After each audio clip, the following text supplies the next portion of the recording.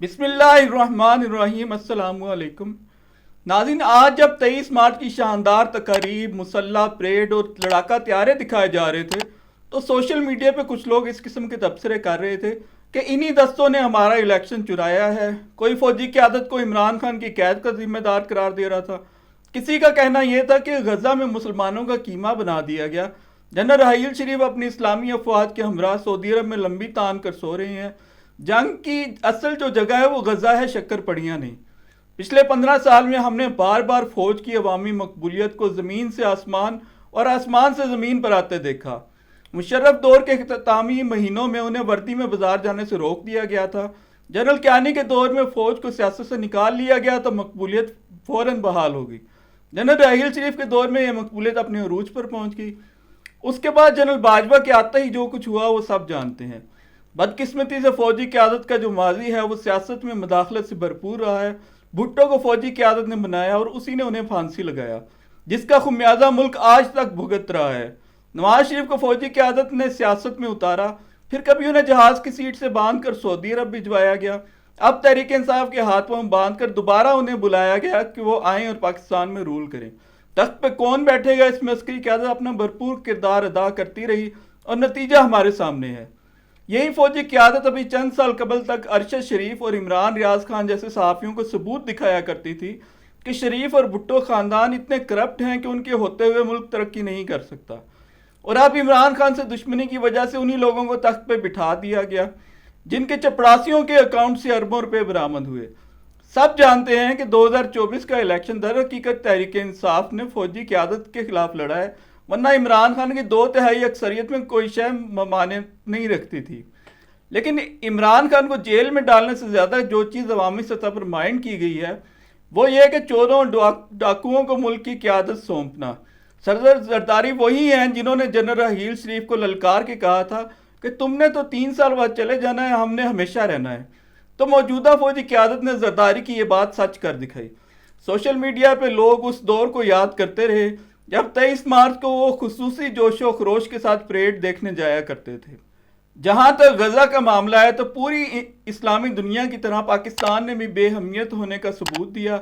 रिसालत महब सल्लल्लाहु अलैहि वसल्लम की हदीस पूरी हो गई कि एक वक्त आएगा जब अरबों के कसरत में होने के बावजूद दुश्मन उन पर टूट पड़ेंगे और उन पर मौत का खौफ तारी होगा। आखिरी तीर इसराइल के पास ये रह गया है कि रफा शहर पर भी हमला करके देख ले, जहाँ 10 लाख फ़लस्तीनियों ने पनाह ली हुई है और इंसानी अलमिया पैदा हो चुका है। अमेरिका मुसलसल इसराइल को रोक रहा है कि ऐसा करने से उसकी आलमी तन्हाई में इजाफा हो जाएगा, ऐसा ना करे। लेकिन यहूदियों की एक पूरी तारीख है कि वो पूरी दुनिया को अपना मुखालिफ कर लेने में कोई सानी नहीं रखते। बहरहाल पाकिस्तान समेत मुसलमान ममालिक की अफवाज दबक कर बैठी हुई है और ये बहुत अजियतनाक है।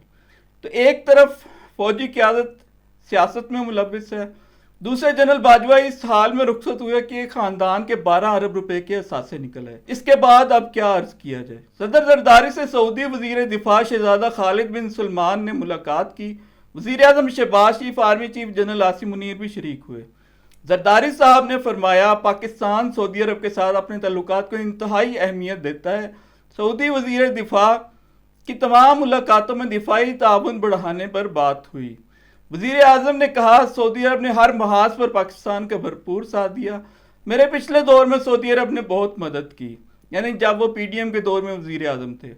साथ कहना ये चाहिए था क्योंकि हम खुद तो इस काबिल नहीं कि डॉलर और तेल की कीमतों को संभाल सकें। फौजी हजरात ने मुल्क के सबसे मकबूल लीडर को जेल में डालकर अपनी अना को भी बुलंद रखना है, खा मैशत इसकी कोई भी कीमत अदा करे। चुनाचे खैरात पर ही सारा दारोमदार है। ये मेरी राय में शहबाज शरीफ को ये कहना चाहिए था सऊदी वजीर दिफा को।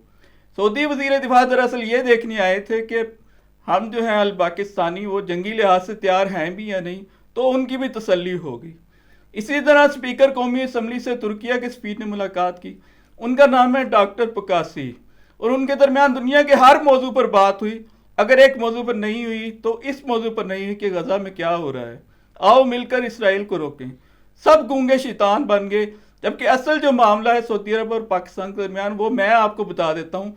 असल मामला ये है कि सऊदी अरब पाकिस्तान को भीख देता रहेगा और सऊदी अरब पर किसी ने हमला किया तो पाकिस्तानी फौज सऊदी अरब का दिफा करेगी।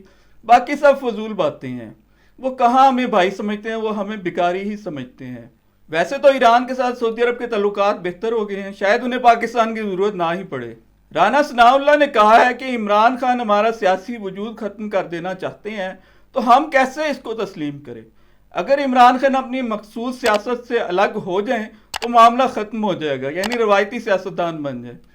انہوں نے فرمایا کہ پیپلز پارٹی نے نون لیگ سے پہلے پی ٹی آئی کے ساتھ مل کر اتحادی حکومت بنانے میں دلچسپی لی، ظاہر کی، یعنی کہ عمران خان کی بے وقوفی کی وجہ سے ایسا نہ ہو سکا، ورنہ آج عمران خان کی اتحادی حکومت ہوتی۔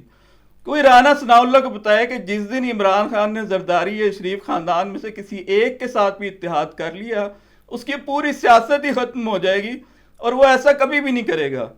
غالباً 2008 یا 2009 کی بات ہے، انصار عباسی عمران خان کے ساتھ ایک ٹی وی پروگرام میں شریک تھے اور بار بار اصرار کرتے رہے کہ عمران خان زرداری کے خلاف شریف خاندان سے ہاتھ ملا لے۔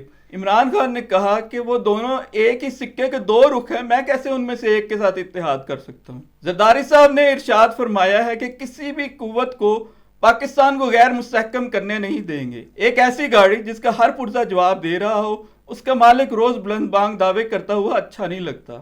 یا جیسے کوئی مریض موت کے منہ میں ہو، 40 بیماریاں لگی ہوئی ہوں اور ڈاکٹر اعلان کرے کہ میں اس سے کوئی نئی بیماری لگنے نہیں دوں گا۔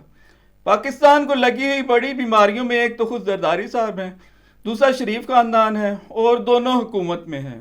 سینیٹر عرفان صدیقی نے کہا ہے کہ عمران خان کو جیل میں دستیاب سہولیات سے متعلق حقائق سامنے لائے جائیں۔ 179 دن میں انہوں نے 30 لاکھ روپے کا کھانا کھانے کے جو اخراجات ہیں وہ بھی سامنے لائے جائیں۔ میں تو اس بات پہ حیران ہوں کہ 30 لاکھ کا کھانا عمران خان کوئی گن پوائنٹ پہ چھین کر کھا گئے۔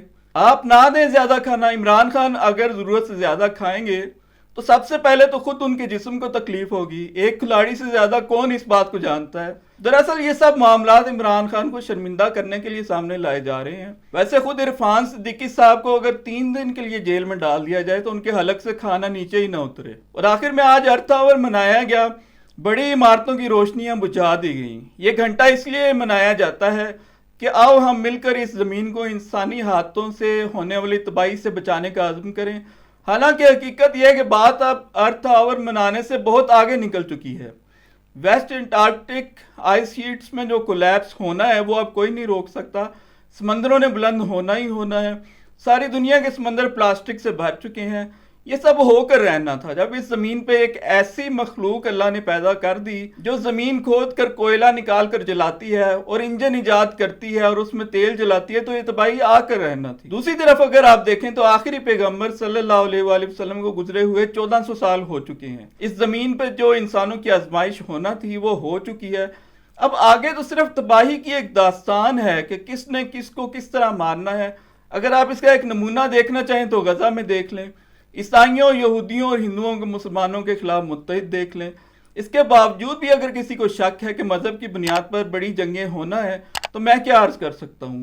اگر 2 عظیم جنگیں دیکھنے کے باوجود کسی کو شک ہے کہ قومیتوں کی بنیاد پر بڑی جنگیں ہونا ہے، اگر نیٹو سے روس اور چین کی مخاصمت دیکھ کر بھی کسی کو شک رہ جاتا ہے تو کیا کہا جا سکتا ہے؟